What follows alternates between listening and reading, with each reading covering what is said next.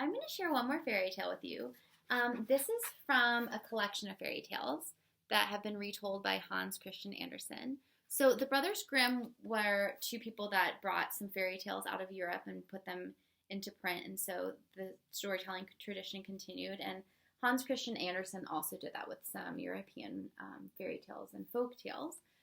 They really are credited for getting a lot of them out into more mainstream, so more people knew them. But fairy tales and folk tales are present in every single culture, all around the world, for hundreds and thousands of years. Storytelling was the way that people passed on history, and it was a form of entertainment. And so some of these stories are really old, and that's why you can also find similar stories in many different cultures, because the same story has been told in many different ways. So this one is The Princess and the Pea, which I always thought was so funny. Once upon a time, there lived a handsome young prince. He wanted very much to find a princess with whom to share his kingdom, but he insisted that she be a real princess. He traveled far and wide and met a great many princesses. Some were slender and some were stout. Some had pale hair, as pale as the moonlight, while others had hair as black as night. But although he searched high and low, the prince could not find anywhere a princess he wanted to marry. There was something wrong with every one of them.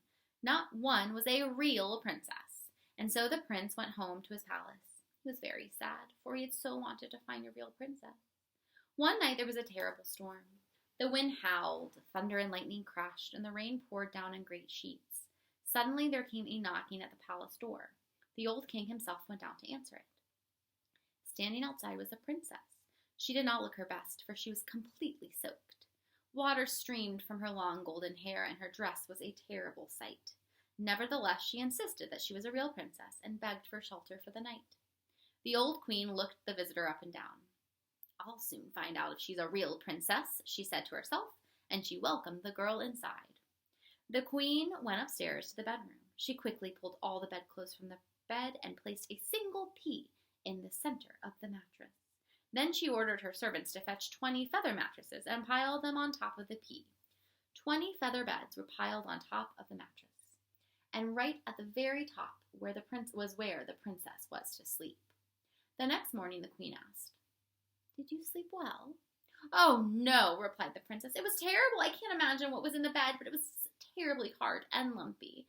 I'm afraid I'm black and blue all over." As soon as she spoke, everyone saw that she was indeed a real princess. Only a true princess would feel a single pea through 20 mattresses and 20 feather beds. So the prince, who had fallen in love with her at first sight, immediately asked her to be his bride. The wedding was held that very week. I'm happy to say that the princess looked every bit as lovely as a real princess should. As for the pea, it was placed in a museum, and for all I know, it is there to this day. The end.